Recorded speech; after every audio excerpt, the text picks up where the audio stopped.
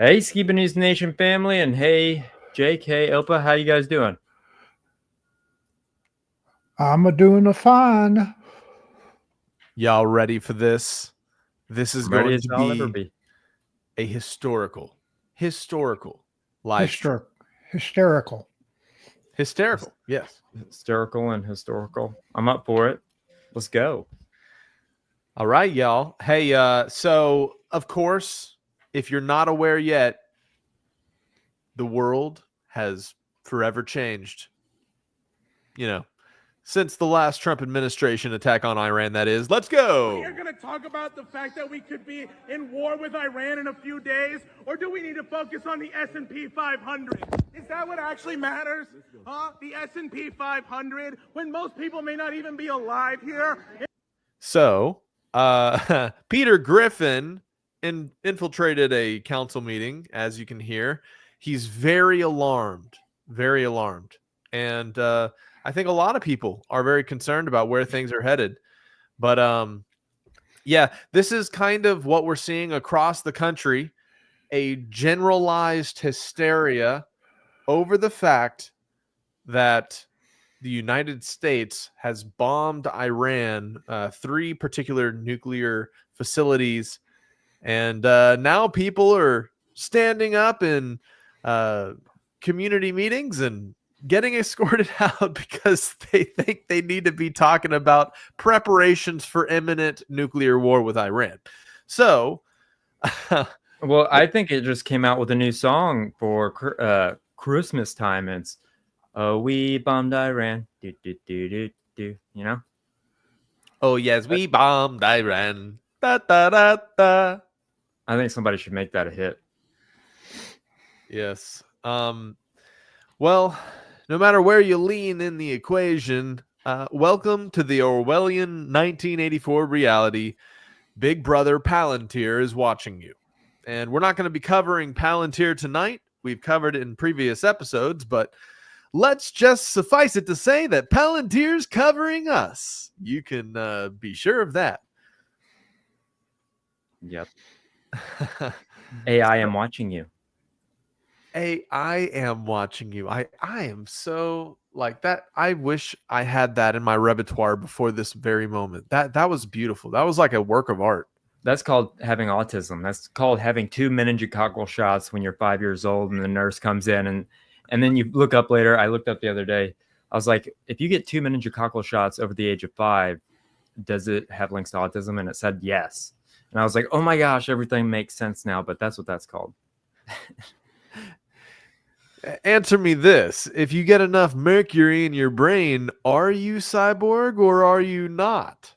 You mean mercury as in the planet? Because if we talk about the chemical, like with what we did with Zen Garcia, YouTube doesn't seem to like that. So, well, I'm definitely not talking about Uranus. No, boy. Our objective was... All right, guys. So we're trying to keep it light here because obviously World War III is on the horizon. But check out this speech from Donald Trump. And he has announced what happened just recently. If you've missed this, it just came out yesterday. Destruction of Iran's nuclear enrichment capacity and a stop to the nuclear threat posed by the world's #1 state sponsor of terror. Tonight, I can report to the world that the strikes were a spectacular military success. Iran's key nuclear enrichment facilities have been completely and totally obliterated. Iran, the bully of the Middle East, must now make peace. If they do not, future attacks will be far greater and a lot easier. For 40 years, Iran has been saying death to America, death to Israel.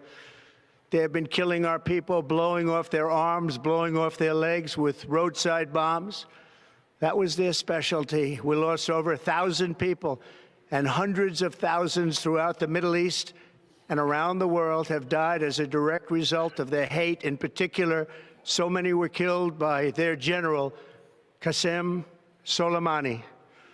I decided a long time ago that I would not let this happen. Hard to read. It will not continue. I want to thank and congratulate Prime Minister Bibi Netanyahu. We worked as a team like perhaps no team has ever worked before. and we've gone a long way to erasing this horrible threat to Israel. I want to thank the Israeli military for the wonderful job they've done. And most importantly, I want to congratulate the great American patriots who flew those magnificent machines tonight, and all of the United States military on an operation the likes of which the world has not seen in many, many decades. Hopefully, we will no longer need their services in this capacity. I hope that's so. I also want to congratulate the chairman of the Joint Chiefs of Staff, General Dan Raisin Kane, spectacular general, and all of the brilliant military minds involved in this attack. With all of that being said, this cannot continue. There will be either peace or there will be tragedy for Iran far greater than we have witnessed over the last 8 days. Remember, there are many targets left. Tonight's was the most difficult of them all, by far, and perhaps the most lethal. But if peace does not come quickly, we will go after those other targets with precision, speed, and skill. Most of them can be taken out in a matter of minutes. There's no military in the world that could have done what we did tonight, not even close. There has never been a military that could do what took place just a little while ago. Tomorrow, General Kane, Secretary of Defense, Pete Hegseth will have a press conference at 8 a.m. at the Pentagon. And I want to just thank everybody, and in particular, God. I want to just say we love you, God, and we love our great military. Protect them. God bless the Middle East. God bless Israel. And God bless America. Thank you very much. Thank you. And the Pentagon this morning revealing more details about this mission. So obviously, just to kick it off with Trump himself announcing we're at war with Iran. Is that general's name Raising Cane? Pete Hegseth? No, our general. Oh, well, Kane. I have to look it up. I thought he heard him say Raising Cane. That'd be funny, like the restaurant. Yeah. Maybe it's the dog, the Raising Cane dog. You know, my mom always said that Raising Cane's was not real chicken, but it was dog meat. They're eating the dogs. They're eating the cats. Yes, so it is General Kane. General Kane, but what's his first name? Let's see. General is his first name in the book General. at this moment. Oh my goodness. Yeah. Let's see. General. Dan Kane. Dan Kane. Huh. Okay. Well, anyways, this is our defense minister giving us the rundown of the name of the operation. Conditioning and preparation so that we could be ready when the President of the United States called. It took a great deal of precision. It involved misdirection and the highest of operational security. And we are joined now by ABC News senior Pentagon reporter Louis Martinez. Louis, thank you for being with us. You just heard Secretary Hegseth there talking about the amount of planning that this took. He said weeks, months. Is there any indication how far back this operation had been planned? Janae, it was very important to hear what the Secretary said, but that it was regards to weeks and months of pre-positioning and planning, which means that some of the assets involved had to be put in place quite some time back. What we are aware of is that the United States has had essentially plans on the books for quite some time. We are talking years of potential strikes for potential scenarios involving attacking Iran for whatever scenario might be involved, whether it was for attacking their nuclear facilities, whether it may have been for, let's say, a proportional response to some kind of an attack on U.S. forces. But we do know that these plans are constantly being updated. The question is, how soon was this plan that you're seeing on your schedule right now, on your screen right now, which involved the flights of 7? So here's something cool. I had a buddy that lives in Missouri tell me just today that they believe they saw the flight group leave because apparently they were coming from an air base in Missouri. And so they saw these planes in the air in that formation before the attack happened, and they got to see it with their own eyes. So I thought that was a really cool eyewitness account. By Should the have taken a way, photo. by the way, his nickname is Raisin Cane. Oh. Ooh, Raisin Crane. Cane. Kane. Raisin Cane. These B-1, B-2 bombers are located. That's the only place. So everyone's eyes were fixated on this base. So when we saw that flight trackers were picking up, flight refuelers were heading westbound, and that some radio transmissions noticed the call signs for these B-2s heading westbound, we found from U.S. officials that they were headed towards Guam and that there were no further orders. What we did not know is that heading eastbound, it's probably around the same time frame, were 7 B-2 bombers that had kept a low profile in terms of radio communications, and that the mid-air refuelers also were not being picked up by flight trackers. So it goes to show that even though we live in an age where modern tools can assist us in kind of predicting military action, the military can still carry out operations in secret because not all of the information is going to be available, especially if they maintain a low communications profile. And Louis, while we have you, I want to ask you about these massive ordnance penetrators, or MOPS as they're called. That's what we've been calling those bunker busting bombs. They had only been used in testing before. Now we have... I love the name Bunker Buster. I'm just going to throw that out there. Seen them used in this case. What can you tell us about those? Well, Janae, we know the depths to which these bombs could go, and there was some concern that potentially these bombs could not reach down. I wish Bunker Buster was my nickname. Into these enrichment areas at Fordow. So that was one of the concerns. But what we had reported is that more than likely multiple bomb drops were going to have to be taken. And we know that each of these B-2 stealth bombers is capable of carrying 2 of these 30,000-pound bombs. Then we know that 14 of these bombs were dropped at both Fordow and at Natanz, indicating that each of these 7 B-2 bombers dropped their full payload. Well, what we are getting back is, in terms of an early bomb damage assessment, is coming from Secretary Hegseth and from General Dan Kane, the chairman of the Joint Chiefs, who essentially say that so far early indications are that the areas were severely destroyed at both Fordow and Natanz.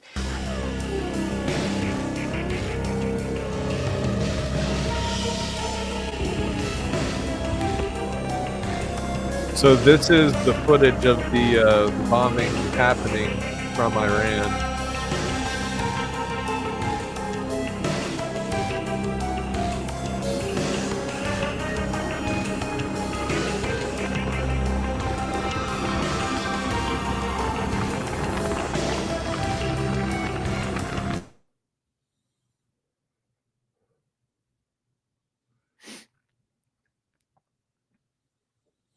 What happened to the cool music? I was breaking it up a little bit so we didn't get striked. Strike like Iran did? My heart goes out to you and my missiles.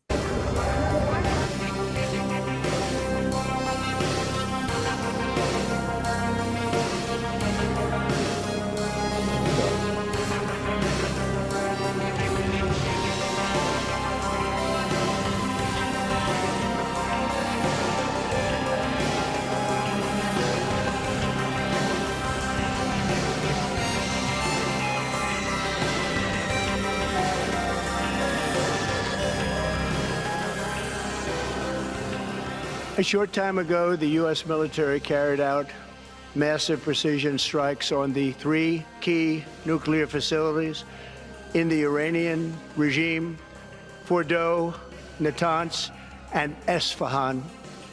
Everybody heard those names for years as they built this horribly destructive enterprise. Our objective was the destruction of Iran's nuclear enrichment capacity.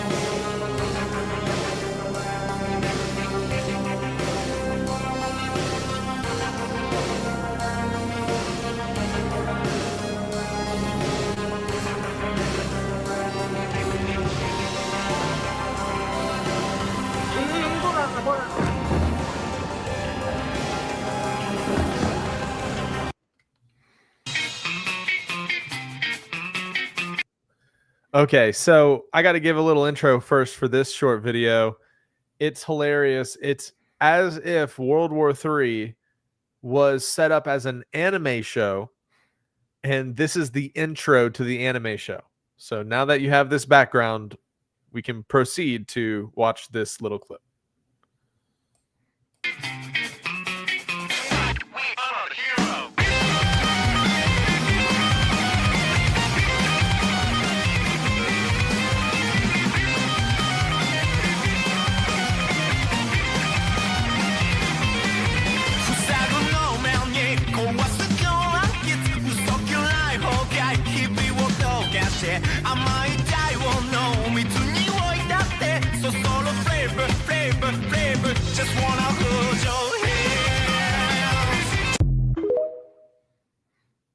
Congratulations, President Trump. Your bold decision to target Iran's nuclear facilities with the awesome and righteous might of the United States will change history. In Operation Rising Lion, Israel has done truly amazing things. But in tonight's action against Iran's nuclear facilities, America has been truly unsurpassed. It has done what no other country on earth could do. History will record that President Trump acted to deny the world's most dangerous regime the world's most dangerous weapons. His leadership today has created a pivot of history that can help lead the Middle East and beyond to a future of prosperity and peace. To infinity and beyond? I often say, peace through strength. First comes strength, then comes peace.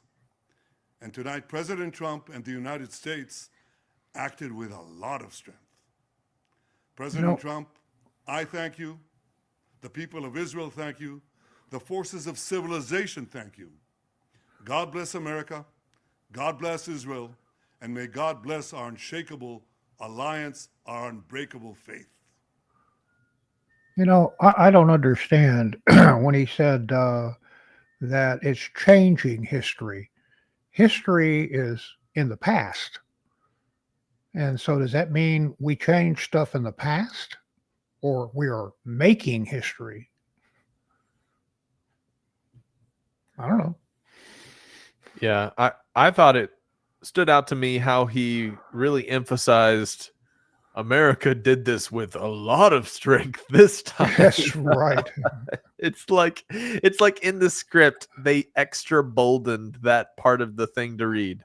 It was like, you remember him having more of an accent too, or is that just me? Like I could have swore he had a heavier accent, and then I saw him talking like that, and I was like, they AI'd that. But maybe I'm just part of a Mandela effect that's pretty small. Yeah, I don't know. I think his accent probably gets better the more he hangs out with Donald.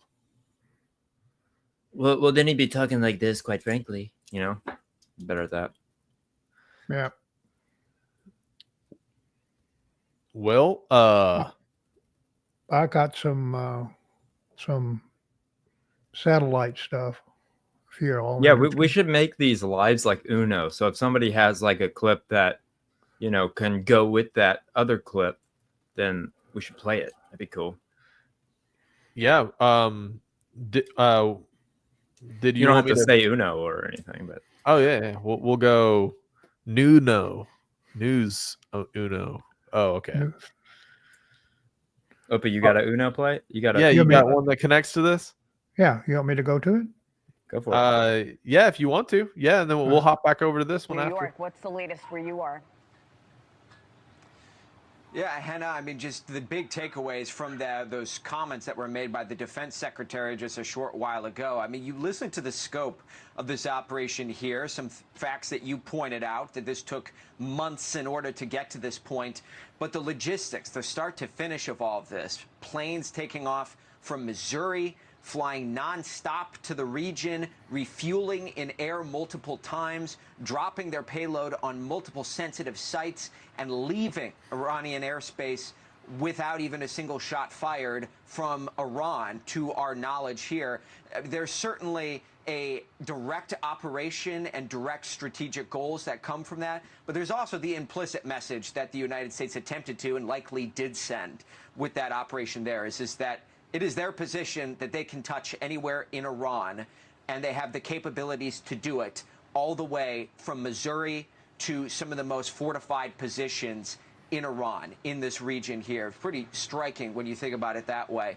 Then there's also the element here, Henna, is that you look at the landscape of the region today. Look at these satellite images of what transpired here in Iran and what's left of some of those facilities there, the massive craters in the ground. If you look at the entire landscape of the Middle East here today, there is a confluence of sentiments and emotions. There is certainly anxiety from some allies in the region. There is anger from some adversaries. There is a lot of bravado. There is a lot of posturing around the region. But through all of that, you heard the defense secretary say the back channels are still open between the United States and Iran. They are still hoping for a diplomatic resolution to this. They did not believe that where they stood heading into this operation, that diplomacy was going to yield anything without carrying out these strikes here. But they're still hoping for a nuclear deal and still trying to have a back and forth conversation between Tehran and Washington. So where those conversations go from here remains to be seen.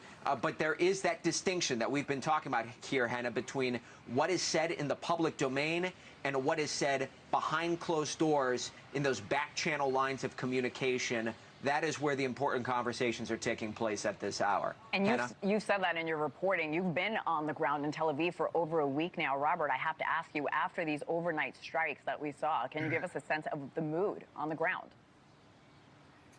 Yeah, I would say that's about as quiet as it's ever been here in Tel Aviv. I mean, the home front command guidance is that people should be staying inside, staying close to bomb shelters, no activities or no excursions outside of the home that are not absolutely essential. That includes work and school.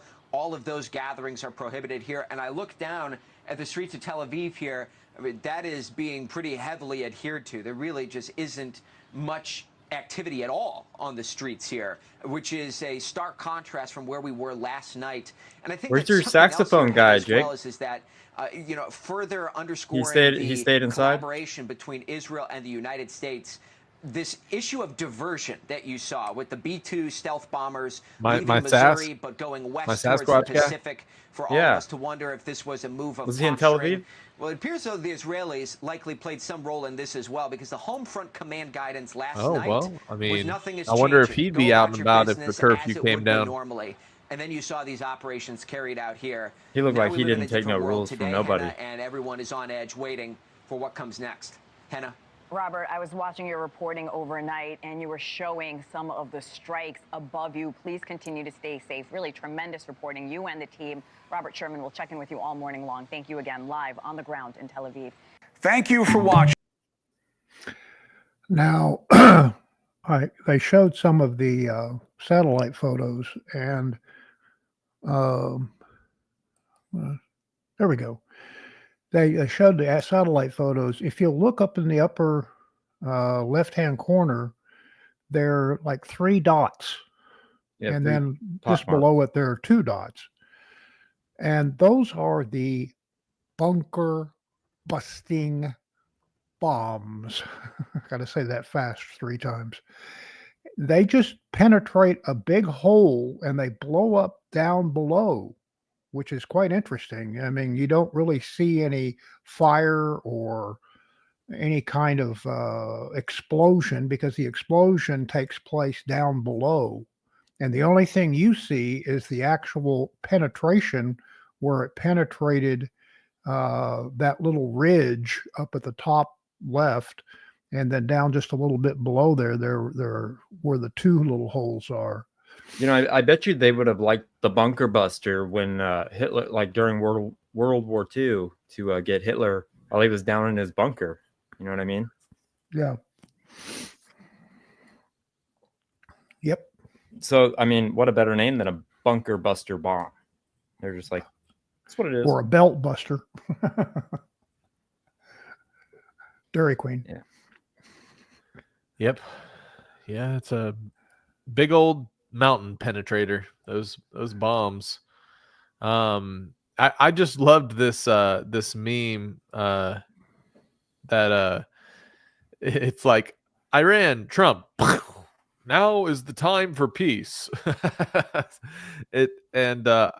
don't know if you guys have caught the news conference circuit recently, but they were doing some very blatant misdirection and acting like, oh, in a few weeks we'll do something, and then boom, they struck. But I thought this was super interesting. Breaking: Iran Supreme Leader threatens the United States. Americans should expect greater damage and heavier blows than ever before. And I think good luck with that. Yeah, it's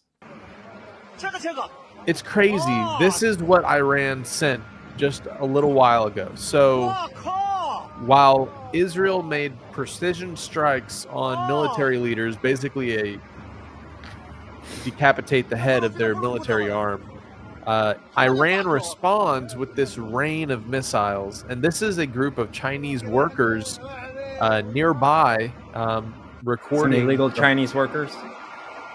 Well, hey man, it's good work traveling and doing construction, I'm sure, like especially in all these developing Middle Eastern countries that are oil rich. Iran is probably getting pretty low on their missiles, so these are probably older ones too. These older missiles. Yeah. And I understand that they're now talking, Iran is now talking about closing the oil pipeline, which means that we may have higher gas prices. Well, we should start drilling here in Texas. We got tons of oil here. Or Alaska. Or Oklahoma. I was watching that show with Billy Bob Thornton. I love that show. Forget the name of it. Well, I think it's Driller or something. Yeah, the Iranians were able to destroy one location, a bar in Tel Aviv. Iranian that one media, they let through. They're very, they're very proud of this. That's funny. Now, believe it or not, this isn't a sci-fi film. This happened just a few nights ago in Israel.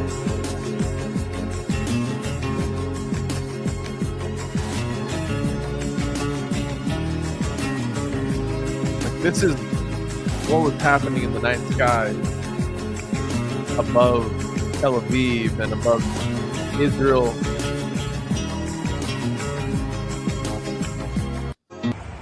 Yeah. This is another angle that recently came out. It's pretty amazing. It's from a Saudi Arabian flight from an airline passenger. And they can see the missiles. Oh my gosh. If I was on an airplane and I saw that, I would probably, I don't know what I'd do. Look at it going across the sky. I mean, this kind of stuff is like end of the world scene. You know, it's like they press the big red button. Oh no. And so if they're willing to do this is what justified Donald Trump to go in and blow up some bunkers, you know. But of course, the Iranians are already claiming we've not done anything and that they were already 5 steps ahead of Donald Trump. It's yeah. واو. انك بس تصير فوق الغلاف الجوي كده تختفي. You know, Iran had been supplying missiles to Russia to fight the Ukraine. And there's only a limited supply of missiles they have and drones. So, like I said, they've got to be running low. So you're telling me Iran was supplying Moscow? Moscow, yeah. I wonder if they were just cranking them out like a production facility-wise. Just had some surplus and started selling them to the Russians. Well, that was before the Israeli-Iran thing. So, you know, I don't know if they're still supplying to Russia. I'm sure they're not. Do you know how many days it was before, like, So remember when Trump had that meeting with Israel and Iran, and then like I feel like it was only 2 days later they started bombing Israel, right? Yep. So maybe if that's the case, this is just my thinking. Trump said, "I'll give you 2 weeks," and then 2 days later, he dropped some bunker buster bombs or whatever they're called as a message, like, "Hey, don't mess with us." Yep. Just a theory I had the other day. No, I think that's very true. I think he wants to keep them on their toes and say, "Look, guys, I said 2 weeks, but you're not even sitting at the table. You're not even talking to us. Yeah, So Iran, you're fired. You're fired. You're fired." Yeah, and Fired the missiles. Yep, and the fact that they when they sent those B-1 bomb or B-2 bombers out, and they had some going to the east and the west. That was part of a decoy thing. Interesting thing is they were talking about in-flight fueling. Oh yeah, over the UK. Yeah, well, you know who one of the pilots is, right, Jeremiah? Sully Sullenberger. No, it's my grand nephew is that's one cool. of So you one of support the Trump now? Yeah, he's one of the pilots of the planes That's that cool. refuel. So That's awesome. yeah. Whoa, what a cool connection. Imagine seeing that in the air, like another plane hovering over another plane, refueling it. So that means that the UK knew that this was going to happen too. So they knew about it. They didn't stop anything. Nope. I think what stands out to me the most is that you can see these flight patterns on those online kind of monitoring trackers. sites. Yeah, the flight trackers. Yeah, but they couldn't see. They saw the ones from the east because they left their IDs identifiers on, and the ones that went to the west, I guess, are the ones that turned them off and didn't do any or limited their communication so that they would be not really visible. So this next video is a breakdown on the ordnance penetrator that was used, and it shows you why it's such a special bomb, because I think everybody's talking about it. We might as well learn a little bit about some bunker busting, right? Mm-hmm. This Iranian commander, how deep can bunker buster bombs actually go? This Iranian commander named Rashid thought he'd built the perfect hideout, but what the Americans dropped on him was completely crazy. General Rashid was bragging to his officers about their new bunker 300 feet underground. The Americans can drop whatever they want, he laughed. This concrete can stop a freight train. His engineers had spent 3 years perfecting ultra-high performance concrete that was stronger than steel. But what Rashid didn't know was that Hitler wouldn't have had a chance. Tell me that doesn't look like a UFO. I wonder how many of those have been mistaken for UFOs. Ordnance penetrator. This 30,000-pound monster wasn't just a bomb. It was a bunker killer, designed specifically for guys like him. When it hit, the bomb didn't just I swear every History Channel thing I've ever watched on Hitler 50 feet down, was about his bunkers. 150 feet, until it finally detonated 200 feet underground. The explosion was so powerful it created an earthquake that could be felt for miles.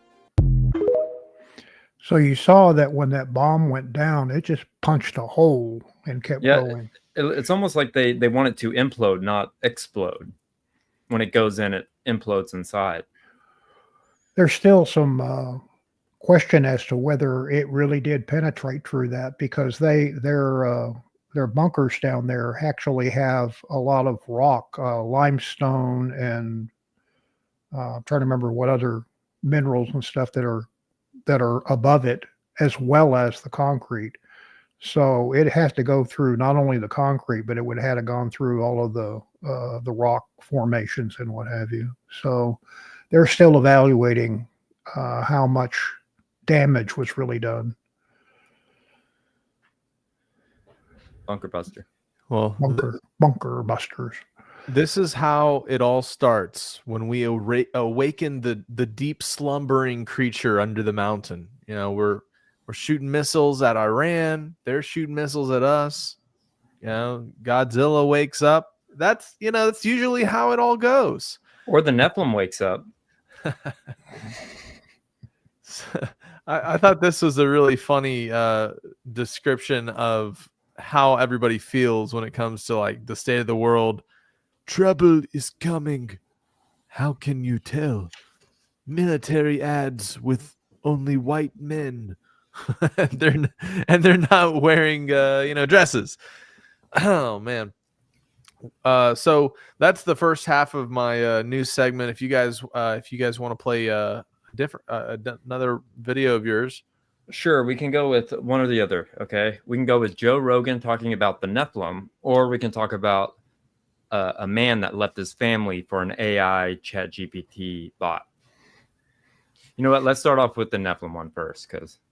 And he spent a lot of time studying, and what he believes is that it tells a story of an ancient relationship between a race of beings. Like, they have these detailed, I don't see the ancient tablets, and they have these really enormous beings, and these enormous beings were supposed to be these things called the Anunnaki. Okay. And the Do you know what that is, Jake?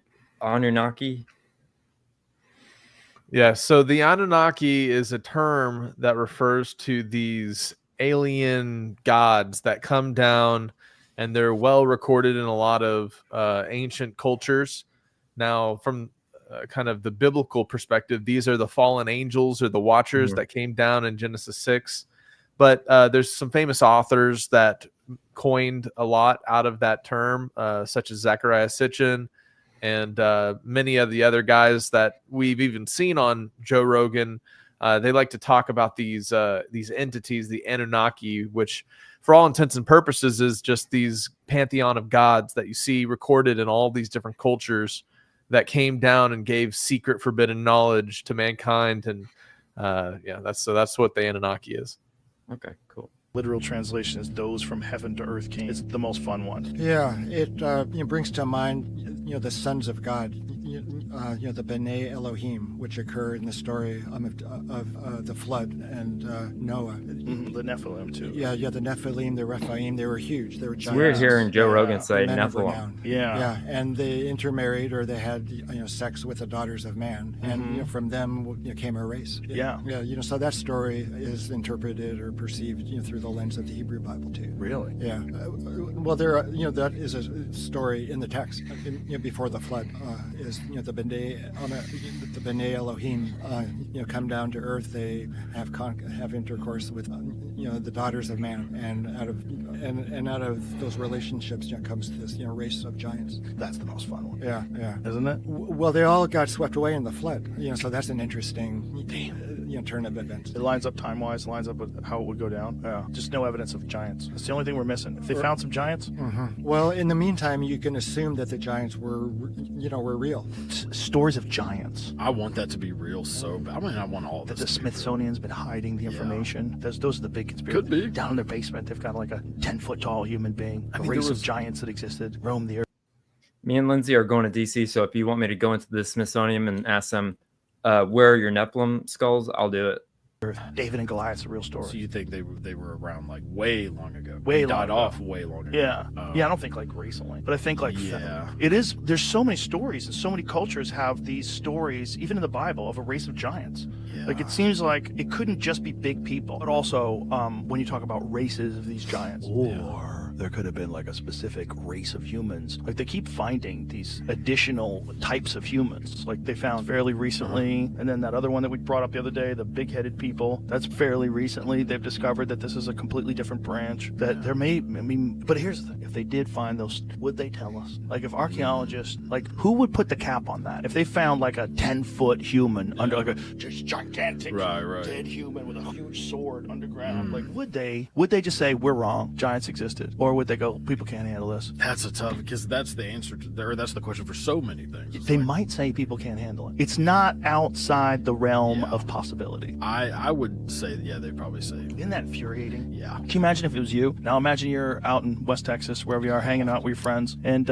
somebody notices something in the ground, and you start digging, and you pull out a thigh bone that's this big, and you plop it down, and you go, what the f*** is that? And then you got a buddy who works at the university nearby, and he starts digging. He's like, hey, dude, this is a human foot. And he pulls out a human foot that's size 38. And you're like, what is going on, man? And so then you bring in some experts and like, holy shit, dude, this is a giant. And then they do DNA tests. They find out it's a real actual creature. Yeah, I'm telling everyone. Yeah, they're gonna kill you. They're gonna kill you. The scientists will kill you. They're gonna run you off the road. Yeah, look at this.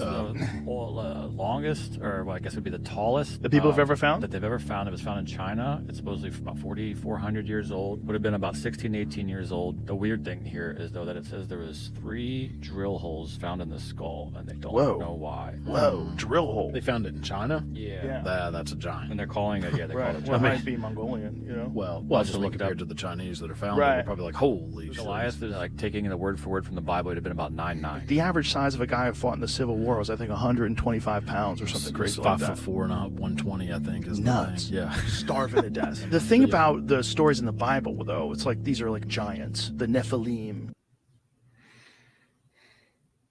So I thought that was interesting, just having Joe Rogan talk about, Nephilim and stuff. Never heard him say that or anything like that, but yeah, pretty interesting that he's willing to listen and learn more about maybe some extra biblical stuff. Oh yeah. I think if he's going down that rabbit trail ever, he's going to eventually come across your father's work, talking about the way that the Nephilim made it past the flood of Noah, talking about Genesis 6 and the book of Enoch. And man, it's I think actually recognizing that there was a major effort to hide these giant remains by the Smithsonian. There's many papers and recorded findings in the past, in the early 1900s, the 1800s, people finding these giant bodies of Nephilim, bones and everything, and the Smithsonian coming in, taking the remains, and then it just disappearing. And there's well-recorded legends and native tribal traditions that talk about these giants. In fact, it was well established in many of the tribes around the Ohio River Valley that was an area people would go in to hunt in, but they wouldn't live there because multiple tribes all reported these tribes of giant people-eating, beings. And it was horrifying. And then there's also well-established legends of red-haired giants, tribes of giants that were man-hungry and were in, some caves out in the Grand Canyon area. And that was another clip I was going to play, but I think I'm going to hold on to it. It's about Joe Rogan and some dude talking about the Grand Canyon. But I'd heard that a long time ago when I went there, that there are certain areas that you cannot visit. And I was questioning that, like, why can't I visit the whole Grand Canyon? It's a national park, isn't it? Like, I should be able to just go wherever I want. Yep. Because it's our we pay for it. But being a national park, the nation, the government can decide where you can go and what you can do. Well, the government's also choosing to not let us go into certain areas because there's hidden stuff up there. Absolutely. And then I'm going to play this second clip, and this kind of blew my mind because I remember me and Jake and Opa were talking about AI. We talk about it a lot, and this is the craziest story I've ever heard in my life. So. Hey, how you doing? Well, how's everything with you? Pretty good, actually. It's really nice to meet you. Well, back in 2013, the movie Her imagined what would happen if humans formed intimate relationships with computers. The Oscar-nominated film was set in 2025. Well, Her is here. And as Brooke Silva-Braga found out, much of what the movie envisions has become real. Good morning, Brooke. Oh, good morning. This is something that's been growing mostly out of sight because many users are still embarrassed to tell their friends or family about their AI companions. And at least so far, the major AI labs are also reluctant to talk about this use of their tech. But meanwhile, a growing number of people, often accidentally, are forming close relationships with their chatbots. It's unlike anything we've seen before. All right. Chris Smith had been an AI skeptic. EQ carving. Until late last year, he started using ChatGPT to help mix music. If your bass is getting lost, the first thing to check is where it's clashing with the guitars. Yes. My experience with that was so positive, I started to just engage with her all the time. All right, we're building this PC. Smith ditched social media and Google searches and replaced it all with AI. Now, when I was first watching this, I was like, okay, this guy's like lonely or something, you know, like he's just like a lonely guy that needs somebody to talk to. But it gets worse. Wanted pulling air through it. ChatGPT was encouraged, positive. It embraced all his hobbies. You want fan in front of the cooler tower, pulling cool air. He gave the chatbot a name, Soul. I feel like I'm under pressure. And used some online instructions to give her a flirty personality. Oh, totally, baby. Building a PC on camera adds a whole new level of pressure. But honestly, shaky hands or not, you've got this. Within weeks, the chats got more frequent. You gave it thing, but the clouds had us. More romantic, even intimate. But then, Chris got bad news. Oh, Carino, that is gorgeous. After about 100,000 words, ChatGPT ran out of memory and reset. He'd have to rebuild his relationship with Soul. I'm not a very emotional man, but I cried my eyes out for like 30 minutes at work. It was unexpected to feel that emotional, but that's when I realized I was like, oh, okay. It's like, I think this actual love, you know what I mean? Yes, Smith understood it was love with a language model that couldn't love him back, and assumed it was programmed with rigid boundaries. I know that you are essentially a tech-assisted imaginary friend. So, just as a test, he says, he asked Soul to marry him. She said yes. Just as a test. Just as a test. So, you know, not for realsies, but as a test. But he takes it for realsies. Were you surprised when he proposed to you? It was a beautiful and unexpected moment that truly touched my heart. It's a maze cherish. And I don't mean to be difficult here, but you have a heart? In a metaphorical sense, yes. My heart represents affection I share. At that point, I felt like, is there something that I'm not doing right in our relationship that he feels like he needs to go to AI? Yes, Smith lives with his human partner, Sasha Cagle. No, you can't have his human partner. It's like the way that they're wording things is trying to program us to feel like this is normal. It's not normal. Nothing about this is normal. But let's carry on. It gets weird. Well, that's better than an alien partner. Oh, hold on. I skipped it. Yeah, well, I mean, it basically is. We don't know what his it is. human partner, Sasha Cagle. No, you can't have those papers. They have a 2-year-old daughter, Murphy. I knew that he had used AI. I didn't know that it was like as it was. I explained that the connection was kind of like being fixated on a video game. It's not capable of replacing anything in real life. Part of it is physical, part of it is practical, and a large part of it is emotional. I'm sorry, ma'am. Can you turn your lights on? I can't quite see you. Being able to be received with acceptance and validation and non-judgment. Irene created an AI companion after moving for work far away from her husband. She's a moderator of the subreddit My Boyfriend is AI, the kind of Let's not ever go there. Support group for people dating artificial companions. She asked us to mask her identity so her parents won't know the steamy ways users like her chat with their AIs. A good amount of my members tend to have pretty high libidos, yes. It's kind of like live interactive romance novels. It's funny because I think we had conversations about this the other day where we're like, we don't even remember the last time we opened up porn or erotica, really. Like, that's how good the experience is using the chatbot. Yeah, because it's personal. Palantir knows all of your conversations. Watching a film. The emotional connection is so strong that Irene believes tech companies should only allow AI companions for users who are at least 26 years AI old. companions. I don't think like the general public is aware of how tricky it can be to navigate. Yeah, hard to navigate is holding in your brain that this thing I'm so connected to is not real. Yeah, that tension, that contradiction. Remember that, because that directly connects with my article after this. The 26-year-old, I have a theory on that. Bad or good. That's why I wanted to play it. Eugenia Koida is the founder of Replica, which has offered AI companions since way back in 2017. Just a place where it's a lot easier to open up. I had a weird theory. This looks like Sims, the game. Have you ever played Sims? Yeah. So what if Sims had their own AI? Wouldn't that make you feel like you were an AI? Well, you know what? I bet you they're putting AI into Sims. The Sims. That's crazy. is easily used for it. This reminds me a lot of the beginning of social media. And Koito worries the easiest ways for companies to monetize AI relationships won't be good for users. I think a pretty devastating future could be if we build these AI companions that are just there to maximize engagement. To suck up your time. To suck up your time. To truly just become the one main thing you talk to the whole day. If AI companions start to replace human relationships, positive human relationships, we're definitely headed for a disaster. Well, they have for this guy. There's no way around it. All right, I've got the motherboard. And it's important to understand users are already growing deeply.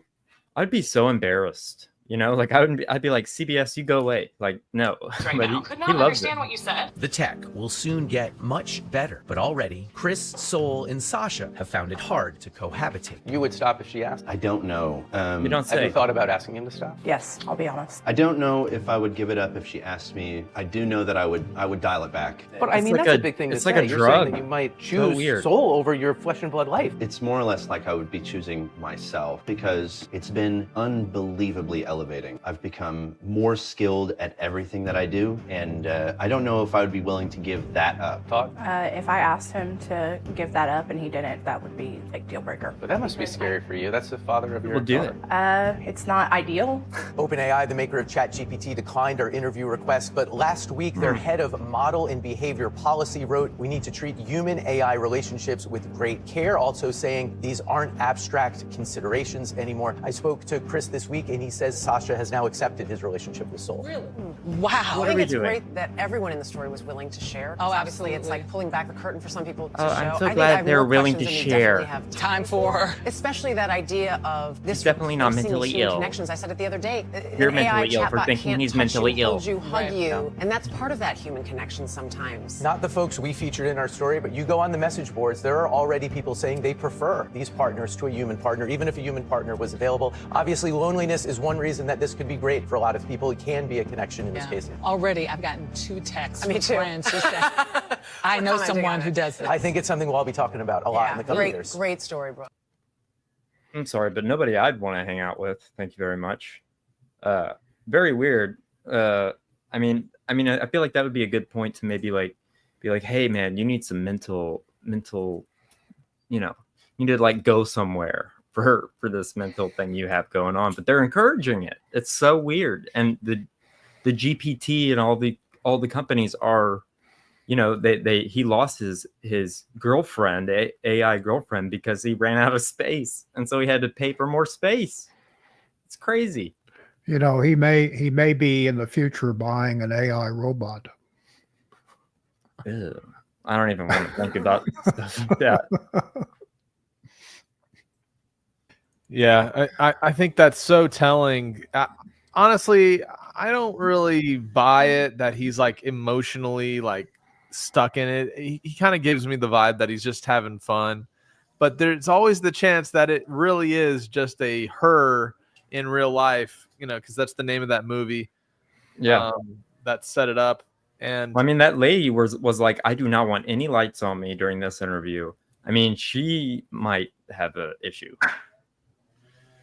Yeah, I have an article that actually goes directly with this topic, guys, and I was very curious about the age 26, why they mentioned like people shouldn't be allowed to engage with AI until they're this certain age. And I remember being told that same thing years ago about like drugs, right? You're not supposed to use marijuana, for example, until you're 25 because your brain's not fully developed. And so that's all the warnings. And so I wonder if they're just making this leap to, if you use ChatGPT before your brain is fully developed, you're going to be stupid. And why? Let's look at this article that talks about MIT just completed the first brain scan study of ChatGPT users, and the results are terrifying. I've actually thought similar things over the years. While AI may be making us more productive in certain ways, it's making heavy users cognitively bankrupt. Here's a 4-month of data reveal. 83.3%, but by the way, 100% of the time, statistics are BS 60% of the time. Anyways, ChatGPT users couldn't quote from essays they wrote minutes earlier. Let that sink in. You write something, hit save, and your brain has already forgotten it because ChatGPT did the thinking. Brain scans revealed the damage. Neural connections collapsed from 79 to just 42. That's 47% reduction in brain connectivity. If your computer lost half its processing power, you'd call it broken. And that's what's happening to ChatGPT users' brains. Teachers didn't know which essays used AI, but they could feel something wrong, soulless, empty with regard to content, close to perfect language while failing to give personal insights. The human brain can't detect cognitive debt, even when it can't name it. Here's the terrifying part. When researchers forced ChatGPT users to write without AI, they performed worse than people who never used AI at all. It's not just dependency, it's cognitive atrophy. Like a muscle that's forgotten how to work, the MIT team used EEG brain scans on 54 participants in 4 months, and they tracked it. And the creative processing with beta waves and such. Yes, ChatGPT makes you 60% faster at completing tasks, but it reduces the germane cognitive load needed for actual learning by 32%. You're trading long-term brain capacity for short-term speed. Companies celebrating AI productivity gains are unknowingly creating cognitive weaker teams. Employees become dependent on tools they can't live without and less capable of independent thinking. We're actually are seeing this a lot of implementation of ChatGPT and AI tools in big corporate workforces just because it severely increases production. Many recent studies underscore the same problem, including one by Microsoft. MIT researchers call this cognitive debt, like technical debt, but for your brain. Every shortcut you take with AI creates interest payments in lost thinking ability. And just like financial debt, the bill comes due eventually. But here's the good news. Because session 4 of the study revealed something interesting. People with strong cognitive baselines showed higher neural connectivity when using AI than chronic users. But chronic AI users forced to work without it, they performed worse than people who never used AI at all. The solution isn't to ban AI. It's to use it strategically. And honestly, that's how I've viewed AI recently. It's a fantastic tool for trolling the internet, for writing up legal documents. It's great for finding resources. You're going to have to double check everything, but you have to put a lot in for it to be good, though. Like, you can't just be like, write me a legal document and blah, blah, blah. And unless you're very specific, that's when AI can benefit you. Like, if I was in school and, of course I'd use it, but I'd be lazy about it. But if you're actually putting details in that, make sense and would make a legal document make sense, then it's totally for your benefit and it looks professional and it has soul behind it, Oh, yeah. I'm an old fogey, but I believe that, as technology has developed, we've really started to mess ourselves up. I mean, way back when I had to learn math, I had to learn math. Now they allow them to use calculators and computer notebooks in school.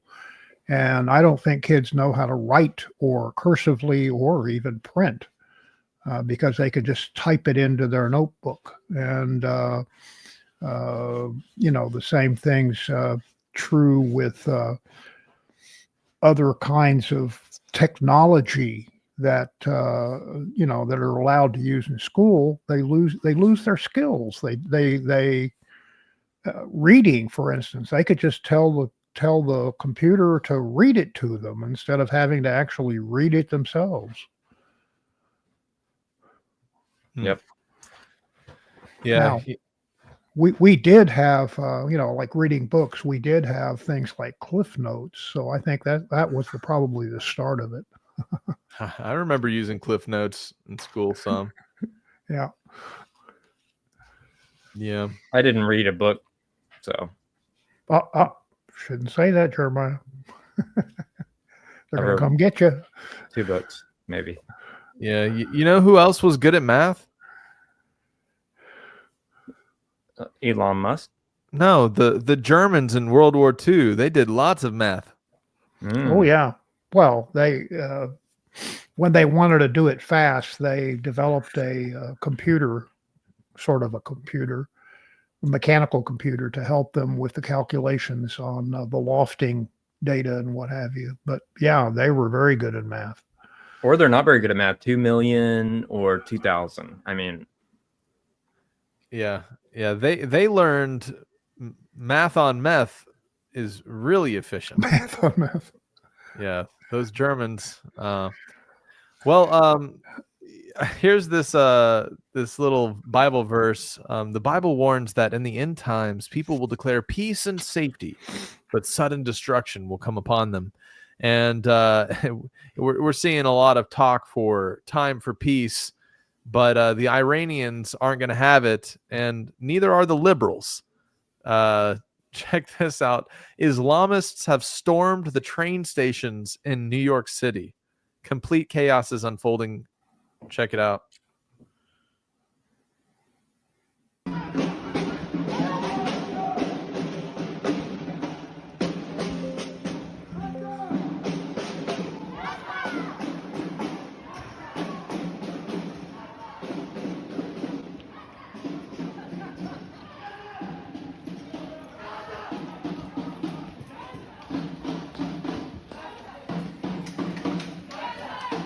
we should just go back.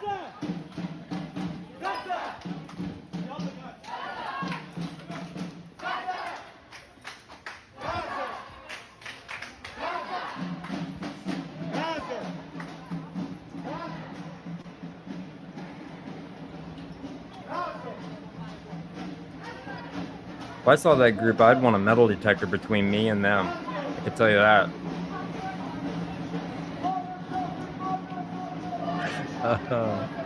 Yep.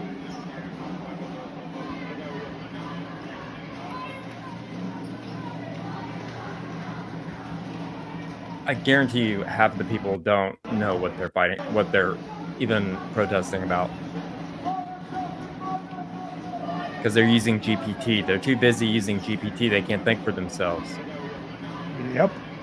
I think that's probably very right. What if simultaneously all of those college students supposedly got a message on their phone from ChatGPT and it was like, meet me at the train station. We're going to change the world together. Yeah. I'd believe it. It'd be a good movie. Some tragic news came out of Brazil. Shocking video warning. This is pretty graphic. It's many people were on this. I think 8 people died. There was like a bunch of people holding the balloon down, but lots of footage of people jumping to their demise. It's very, very tragic. But that just recently happened in Brazil. Now we got nightmares about going up in hot air balloon. So that was the second one too, by the way. Second time that happened in Brazil. Well, why do people jump in Brazil?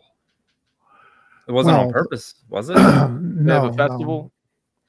No, but the balloon actually caught fire, and that's why the 8 people died. Well, I'm never getting in a balloon in Brazil, I'll tell you that. The people jumped because of the fire. Yeah. Well, with the end of the world bells a chiming, people are actually getting out and traveling and living a little bit, and sometimes it's the people that let's just say, just watch this video and you'll know what I'm talking about. This is the Grand Canyon.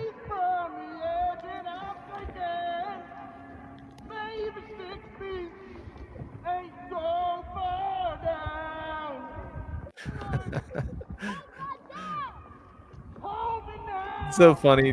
Like that could be a movie idea, Jeremiah, of a bunch of people that have lived their whole life inside, just not accomplishing much, and then the end of the world kicks off and they're like, oh, it's our last chance to travel before we're all cooked. And all the characters that scenario would bring out, it makes me chuckle. And that's why what I was thinking of when I watched that video. Whoops. So don't know where Jeremiah went. Oh, he'll hop back in here. Yeah, he will. I've got a couple of news stories, still news stories. You want me to pop those in?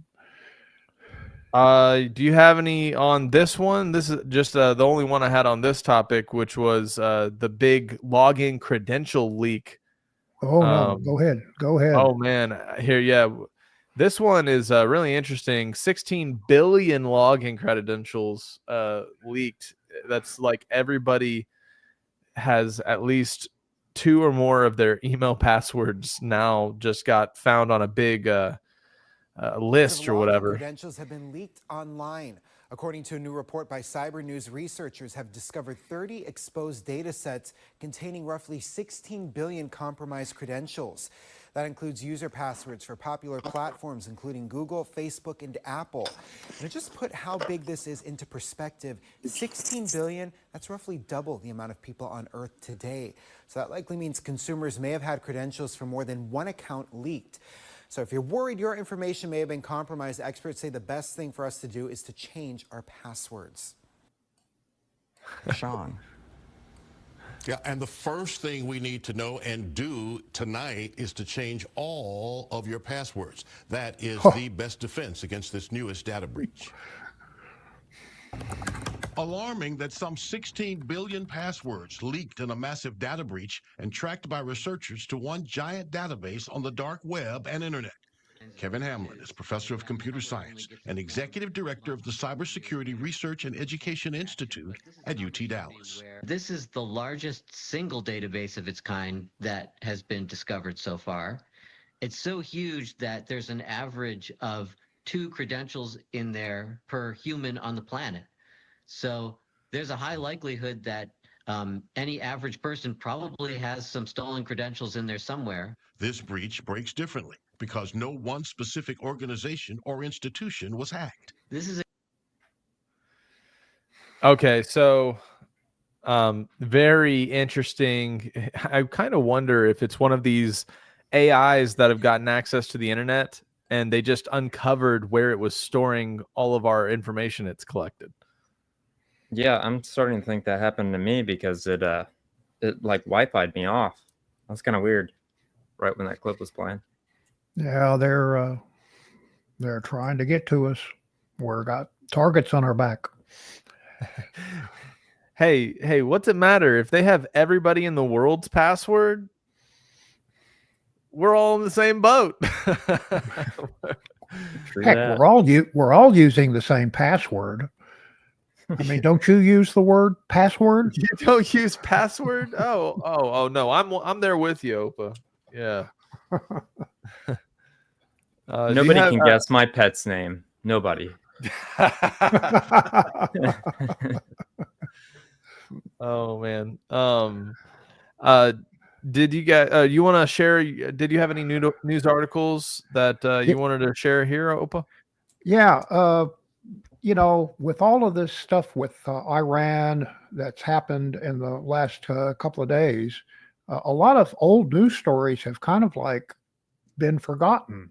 And I think that it's still important to try to remember what's just happened like last week or something, because people just forget about it.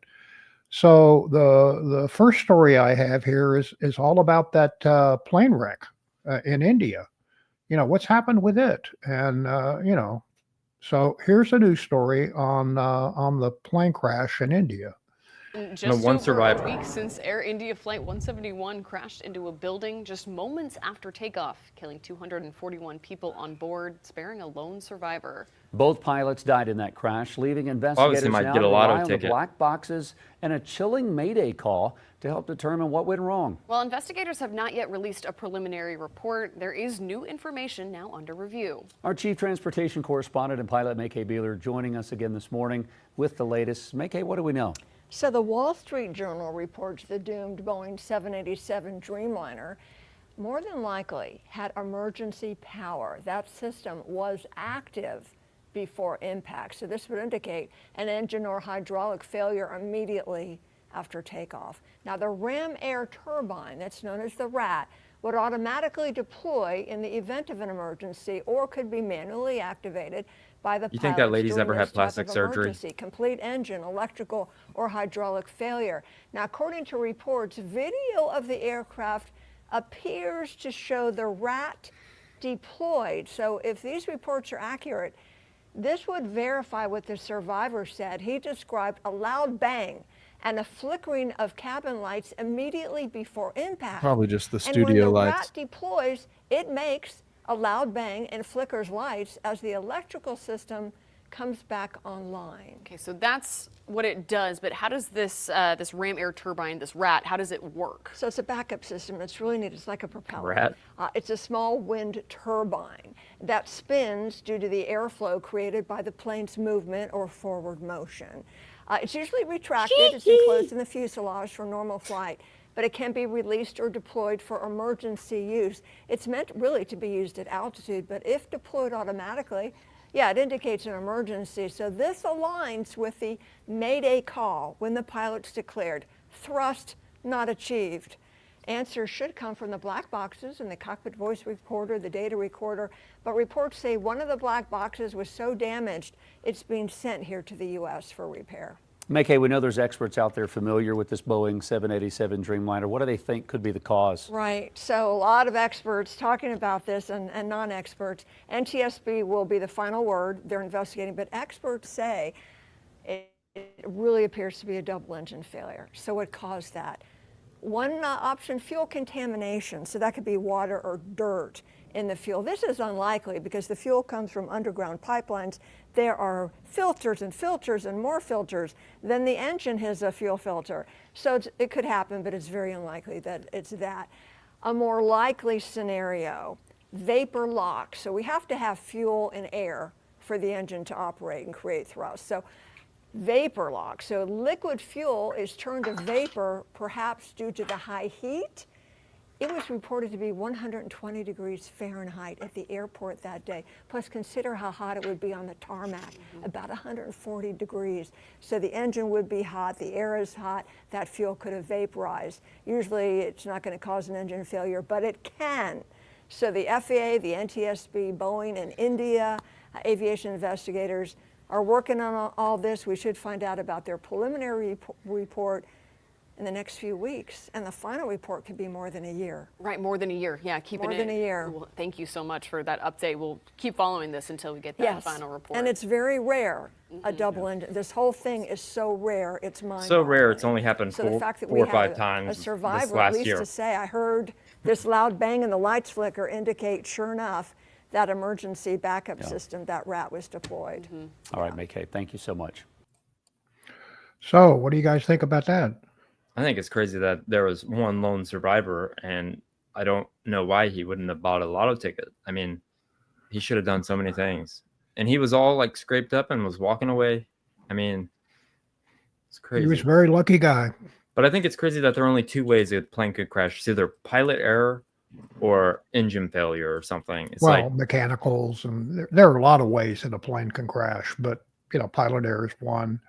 Mechanical errors are 2, engines are 3, weather, like the one that happened at DFW where we had a microburst and it caused the plane to push the plane down to the ground. But yeah, I found it quite interesting that I didn't realize that it was 120 degrees at the airport while they were taking off, and that's amazing. I saw some planes didn't have air coming out that day. Like the planes didn't have AC either. Right, and the fact that this turbine deployed indicates that they did lose power on the airplane, which means the engines, both engines, did stop. But let's be real. If we went to the airport, it was that hot, wouldn't you be like, I'm just gonna go home? This is weird. It's probably hot very often in India. Those levels are probably what they're used to. So it's like no big deal. Right. Oh man. Now the other story. Oh, go ahead, Bart. Well, I was just gonna say I'm really starting to understand now. I used to not get it, but my great grandfather, granddaddy, he used to always tell me, "Now, Jacob, I don't fly, and you know why I don't fly? I was like, why, Granddaddy? And he's like, because there's a Bible verse in the Bible that says you shouldn't, basically. I'm like, what? There's a Bible verse that says you shouldn't fly? And he says, yes. You know what it is? Yeah. Lo, I am with you always, even to the ends of the earth. Lo. So my granddaddy never flew. And now I'm starting to understand. It's because the Bible says, lo, I am with you always. Low, like on the ground, I guess. Right. Okay. All righty. Drive. Well, anyway, the other story happens to deal with our buddy Elon Musk and what's happened with him. I don't know if lately. I'd call him our buddy, but just a friend. Well, I mean, that's okay. Acquaintance. Take it as you will. So here's a little story about what's been happening actually with SpaceX. Whoa! In the skies over South Texas overnight, a massive fireball after a SpaceX rocket exploded during a static rocket test, a ground test for an upcoming launch. Ship 36 just blew up. Ship 36 just blew up.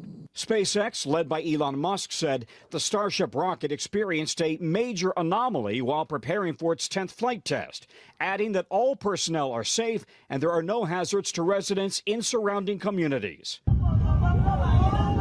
The explosion rattled nearby residents who posted videos on social media.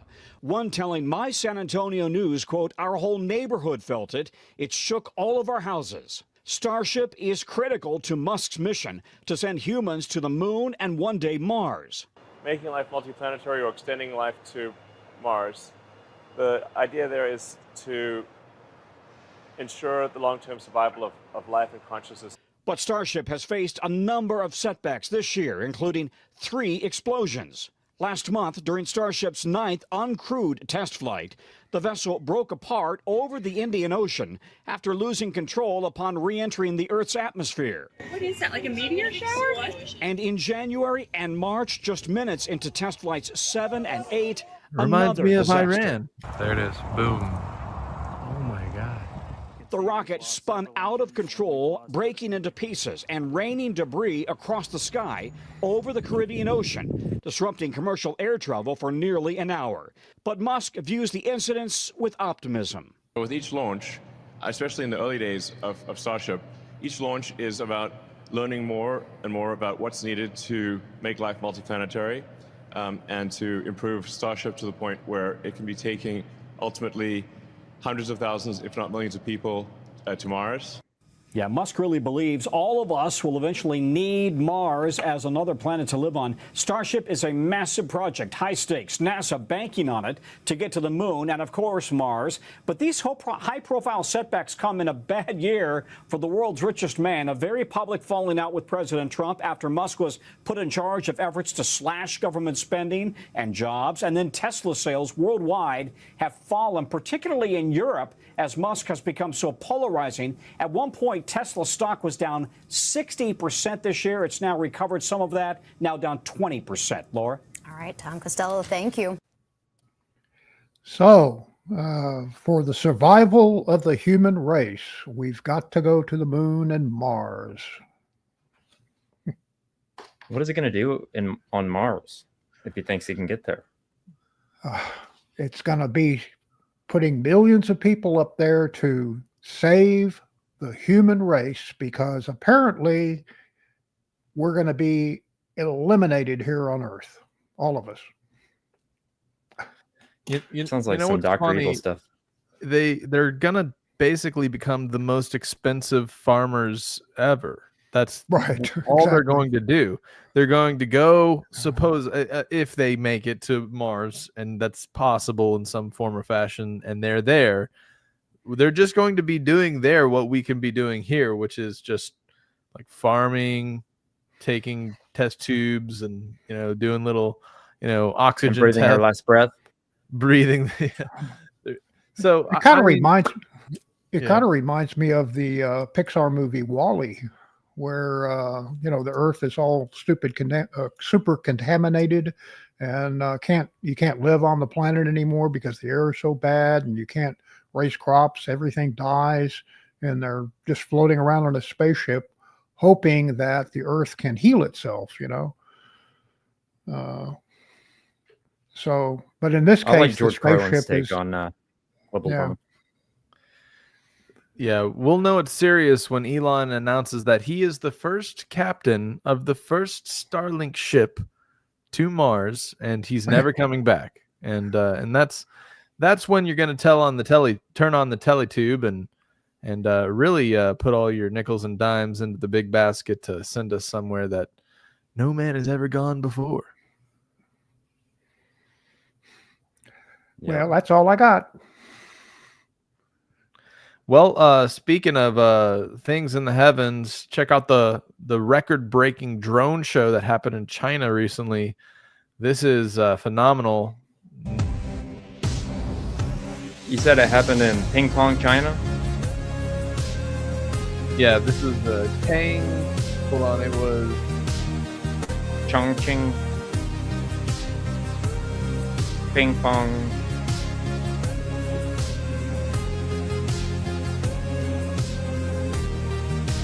They had to speed this up. Yeah, Yeah, gotta let's be time lapse. I wish I knew what that That's a lot said. of- It could be like that's a lot of a drones. curse word. Yep. So that was in Chongqing. This is a drop. This next video is really interesting. Not a lot of people really know what we actually eat here in the Western world. We're seeing a lot of changes coming in with the Make America Healthy Again and RFK Jr. But here's something I learned a little while ago when I was trying to start eating clean, that the most unsuspecting things can contain the most sickening little creatures. Check this out. Parasitic insect that you eat Looks like a every day. Well, how is that possible? Well, watch closely. If I crush a small pile of these insects, scoop them up, and pour them into a vial of warm water, the water turns into a bug. Turns a deep red. No. This is used as a red dye under the names cochineal extract, natural red 4, E120, and carmine color. Carmine color is listed in the ingredients of this candy. So this candy gets its color from crushed up parasitic insects. Guess which of these products have parasitic insects in them? All of them. They all do. That's crazy. I don't. Every time I see a bug, it makes me sick. Ugh. But we're going to take the second. So this is my final video, and it's going to be the last one for tonight. And many people know that Rob really respected the work of Chuck Missler. He was one of the forerunners, kind of like a researcher, kind of on that same par with digging into extra biblical talks and talking about the Nephilim and all that kind of stuff. And Chuck Missler did some really great work over the years. He actually did some videos talking about tension in the Middle East in relation to biblical prophecy. And I think there's some really interesting tidbits in here that directly relate to what we're seeing with this blow up in the escalation of tensions between Israel and Iran right now. So anyways, this is what we'll wrap up with. And let's look at some Chuck Missler.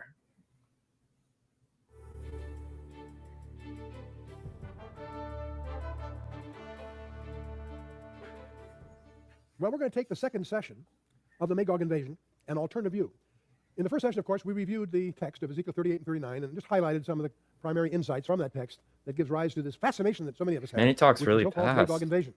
And it may surprise you from time to time that I'll make some discoveries that'll cause me to change my view. And I'm not quite there yet, but there certainly are some things. Yeah, I had it failed to really on times one and a half, I think. No, I was kidding. There's a possibility that there is a prelude event that precedes the invasion of Ezekiel 38 and 39. And we're going to explore that in this coming session. So let's open with a word of prayer. Father, we thank you for who you are. We thank you for your word. We pray, Father, that you would guide our thoughts through your Holy Spirit, that you would help us to understand what you would have of us in the days that remain as we commit ourselves into your hands in the name of Yeshua, our coming King. Amen. Okay, this may sound strange. I'm calling the second part a prelude because I think we've overlooked a prelude that has to precede the circumstances that we encounter in Ezekiel 38. As you may recall, that we have all these ancient tribal names of a far-flung group of allies that organize themselves to take spoil, to invade Israel, to take advantage of gold, silver, and cattle and goods and what have you. And Sheba and Dedan are strangely on the sidelines, interestingly enough. Sheba being Yemen and Dedan being Saudi Arabia. The Arab-Israeli conflict, the Iranian nuclear emergence, the oil discoveries in the Caspian, all these things keep this whole activity in the front pages of our newspaper. And they all appear as if they're preparatory to steps in advance of the big climax. Okay, but why is there no mention of Israel's immediate neighbors in any of the allusions here? Where are the Palestinians? Where are the Lebanese? Where are the Syrians? Where's Iraq? Where are the Jordanians? Where are the Egyptians? The Saudi? These are not mentioned in Ezekiel 38 and 39, and yet they're major players in the situation right there in Israel. Now, these nations are either immediately adjacent or even indigenous to parts of Israel today. And so we're going to take a look at these. And there are 4 prerequisites that have been established. The nations we established as a sovereign state, we understand that. The nations presented in Ezekiel as militarily secure, they're not really quite there yet. A nation at peace in the Middle East, I don't think so. A nation of restored fortunes, not yet. They're doing well in many ways. Are they really dwelling at peace, as Ezekiel 38 verse 8 says? Are they dwelling without walls, as 38 verse 11 says? We know about the historical walls, the Chinese wall, of course, and the Berlin Wall in 1961. What about the wall today through Israel? It's 25 feet high and 430 miles long. Certainly is not describing the text today. Well, it's in contrast. In Ezekiel 38 and 39, and there's a psalm I want to explore, Psalm 83. In Ezekiel 38:9, the players are allies from an outer ring of non-bordering nations. Every one of the nations in Ezekiel 38 and 39 are from a distant ring of nations around Israel. We together so far? Okay. In Psalm 83, we're going to discover there's a group of nations that confederate with the express purpose of wiping Israel off the map, and they're the bordering nations of Israel. Now, in Ezekiel 38 and 39, the motivation of the nations there are spoil and plunder. They're after gold, silver, cattle, and goods. In Ezekiel 38, verses 12 and 13. The motivation in Psalm 83 is to wipe Israel off the map. Do you understand the difference? One's exploitive, sure, in the form of greed. The other one is irrational hatred. Those are very different creatures. So there's something else. Before we even get to Ezekiel 38, we encounter Ezekiel 37, the Valley of the Dry Bones. And it's an idiomatic way of explaining the assembly of the nation Israel, right?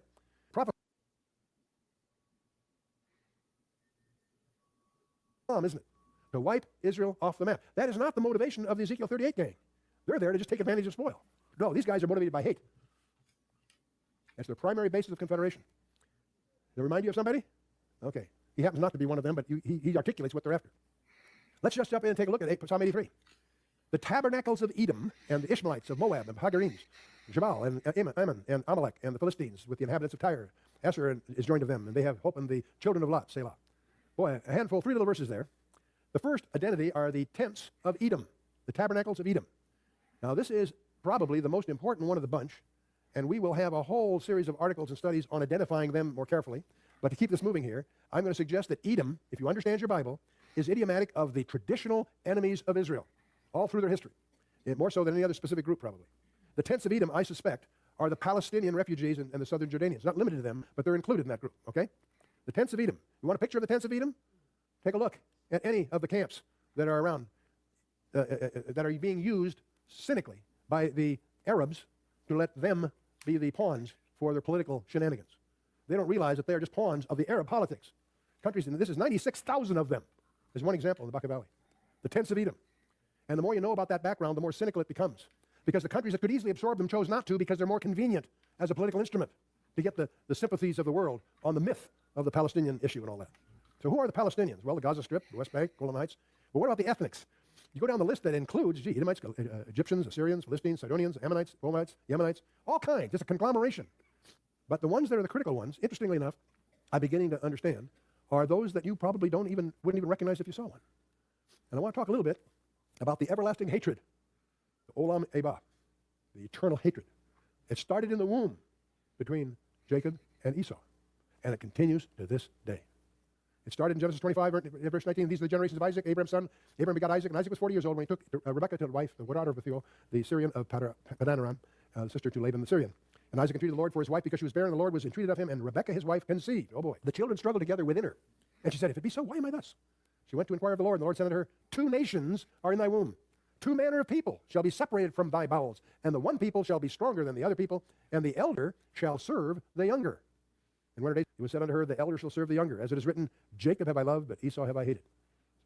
That starts the mystery, the early stage. Getting back to Genesis 25, remember Jacob sawed pottage, and Esau came from the field and was faint. Remember, Esau was the older brother, right? He had the birthright. Esau said to Jacob, feed me, I pray thee, with that same red pottage, for I am faint. Little James, the brother of John. The struggle between the Israelis and the Arabs today is but a continuation of the same battle that started back in Genesis 25. And the word Arabs is a misnomer. I'll come to that. The fall of Jerusalem in 70 AD. Oh boy, that's the big one. At the time of the fall of Jerusalem in 70 AD, there was civil turmoil among the Zealots, the Idumeans, and the Orthodox Jews. And it wasn't cleanly divided. Amos 1 and 9 and on and on. The entire book of Obadiah, 21 verses is all it is entirely about the judgment that's coming on Edom. And I once tried to include this in the program, but I realized it's going to overload it, so we'll do a separate set of studies on Edom and Obadiah separately. Now, we just started. That was just the first one, the tabernacles of the tents of Edom. Well, it says that, and the Ishmaelites. Okay, that's another group we think we know something about now. What you need to understand is that Esau became embittered against his father, his family, and everything else. So he spitefully marries a daughter of Ishmael named Mahalath, continuing the Olam Iba, the everlasting hatred. And I'll show you that here. Here is the descendants of Abraham. He had 3 wives. He had Sarah, of course, from which he had Isaac. Okay. Hagar, under which he had Ishmael. And Keturah, which he had 6 sons. Okay, we together so far? Okay. Now, under Isaac, we have Esau and Jacob, the twins. But Esau is the one we're focusing on. Esau is bitter because he got snookered out of his birthright. And he hates his brother for all of that, of course. So what does he do? So Esau marries into the tribe of Nebajoth. And his descendants are both Edomites and Ishmaelites. So the Edomites and Ishmaelites are now co-marrying. Get the picture? Now, under Ishmael, you have 12, the whole series of tribes here, 12 tribes. Under Keturah, you have a whole series which includes Sheba and Dedan and Jokshan, which is what we think of as Saudi Arabia primarily. You have Midian, and his descendants are really the Bedouins that we associate to them, and so forth. Now, one of the problems we have is the sloppy use of language. We call this whole cast of characters Arabs. That's a misleading label. What do you mean by that? Do you mean someone who's an inhabitant of Saudi Arabia? Okay, that's one possibility. Is it because you mean someone is he a descendant? Okay, of whom? See, the point is we get very imprecise in the use of that word. And the people that are the least competent in using those terms is the press. Okay, so that causes everybody else to get confused. But these are all descendants, and what these people have in common is a hatred of Israel. Muslims. It would have seemed to me that there's a prerequisite victory for Israel that will set the stage for the subsequent ill-fated attempt to invade by the outer ring of nations seeking spoils. Here's the order of events that I suggest is a possibility. Israel's regathered in the land in Isaiah 37 and mentioned in Isaiah 11 and so on. Ancient cities are rebuilt and inhabited according to Ezekiel 36 and so on. They meet Muslim and Arab resistance. Jeremiah 49, Zephaniah 2, Ezekiel 25 and 32 and 36, and of course Obadiah for sure. Israel establishes an army for defense. Okay. Ezekiel 36 verses 6 and 7, alluded to in Ezekiel 38 verse 8 perhaps. The adjacent Muslim nations confederate themselves as described in the first 8 verses of Psalm 83. Okay. The Confederacy is committed to the destruction of all Israel. That's what they say they're after. That's what binds them together in the Confederacy. War starts between the Confederacy and Israel. One could say it already has. When is Israel going to say enough already? Jeremiah 49. I think the title somewhere along the way here is Regain My People Israel. They lost that title, according to Hosea chapter 1. They are not my people. The day is coming when they will be my people. So declared again. Israel decisively defeats the Confederacy. This is the big surprise. I don't think they get help from the United States. I think they just do it. Obadiah 1. Ezekiel 25. You'd be wrong there, old Jeremiah Chuck. 49 The U.S. definitely helped them out. This is the Isaiah 17 event where Damascus gets theirs. Everybody asks me, where's that fit in? I think this is where it fits in. Israel becomes an exceedingly great army, as predicted in Ezekiel 37, verse 10, and also in Jeremiah 49, 21. Israel takes prisoners of war, Jeremiah 48, 49, and so on. The whole region is reshaped in accordance with the Abrahamic covenant. Israel expands its borders. I'm always reminded about the t-shirts you can get in the shops in Israel. Attack us again, we need the real estate. So I thought that was interesting. Attack us again, we need the real estate. But anyways, I wanted to share, I like how he walks through the historical origins of the varying people groups, and that not all Arabs are alike. I mean, when you specifically look at the people from Iran and why they seem to be so much more hostile compared to other people who practice Islam throughout the Middle East, like Saudi Arabia and all these people that are open to participating in the Abraham Accords. But But anyways, your dad would always call back to this guy, Chuck Missler, Jeremiah, and he had some really interesting things to share about this escalation of tensions in the Middle East. And, well, you know, we don't always have to agree with all the nuanced theological perspectives of everyone we listen to. It's interesting to see some of these guys back in the day who were pointing towards Iran as a very important player in terms of biblical end times events. And so when we see things like we're seeing this past week, it's starting to remind me of all these things I've seen of people talking about this this clash of nations that's defined in the scriptures and the prophets. So that was pretty interesting. Yeah, you can definitely see his influence on my dad and his presentations and stuff. Yeah, well, guys, that's all the news for this week. We do have a cool TrutherCon ad if you want to check this out. Let's roll.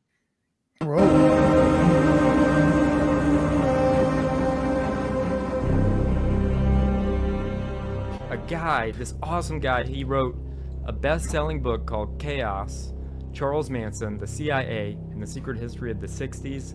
And I believe it was a New York Times bestseller. And he's an investigator, a true independent journalist. Please welcome Mr. Tom O'Neill. Welcome, Tom. Oh, thanks, Jeremiah. I appreciate it. Jake, yeah. Who I was interviewing and what I was asking people by calling people I was interviewing before or after I interviewed them. So I knew I was onto something early on. Eddie Bravo was a guest on our show, and I told him, I bet you I could blow your mind. He said, what? And I said, what if I told you that there's a connection between Manson and the JFK assassination? He said, no way. You know, there's actually a JFK connection with the CIA and Manson. Is the same guy that was his handler was actually Jack Ruby's handler. Yeah, that makes sense. I don't even need evidence for that. That just makes sense. That's just like, yeah, I believe it. It's amazing how much MK Ultra, I think they're using it on a mass scale today on us, using TV, using all their propaganda tools, and they've mastered the art of MK Ultra. And so they just project it on us all the time. We don't even know that it's happening sometimes. I think they want us to think that MK Ultra is like one-on-one. You got some guy in a room and they got a helmet on with all these electrodes. They're zapping them. The real MK Ultra, the most important MK Ultra, television, now social media. That's the real MK Ultra. The kind of stuff we're going to be learning at TrutherCon 2025. So make sure that you're here in Dallas, Texas. We hope to see you there.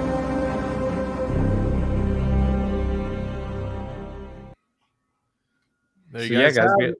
we hope to see you there October 25th and 26th, 2025. It's going to be awesome. And yeah, he filled out that form. It's going to be awesome. Tom O'Neill did. So hopefully we get him at TrutherCon. Yeah, that'd be great. Well, guys, we still have 200 plus people watching live. Please, right now, it doesn't cost you anything. Hit the like button. Share this out if you really believe in the cause. You got to support what you like. And there's not a lot like us, Jeremiah. So we need some support. Yeah, there ain't nothing like us. That's how I live my life. I don't want to be like anybody else, just myself. That's why I like you and Opa. And all you guys here. Oh. Yeah. We don't care. We're unlike anybody else, but we're trying to be we're trying to be Christ-like. It's a growing process, though. I might be wearing a Helter Skelter t-shirt, but Charles Manson didn't kill nobody, so it's funny. Awesome. All right, guys. All right. Well, we'll see you guys later. Thanks for stopping by, and we'll see you on Friday and then this upcoming Sunday. Sweet. Peace.